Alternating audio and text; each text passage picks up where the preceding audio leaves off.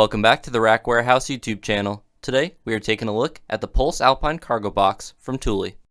The Pulse Alpine has 11 cubic feet of carrying capacity, has integrated straps to tie down your equipment, and a lock to keep everything secure is included. This cargo box opens from the passenger side only. Its mounting hardware is very universal, fitting most factory and aftermarket crossbars. Installing the cargo box is simple. Drop the clamps down through the weather stripping.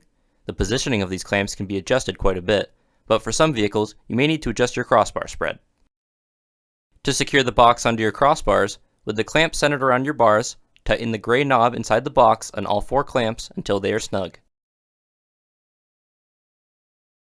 With your Pulse Alpine on your vehicle, you're ready to load up your gear, tie it down, close it up, and hit the road.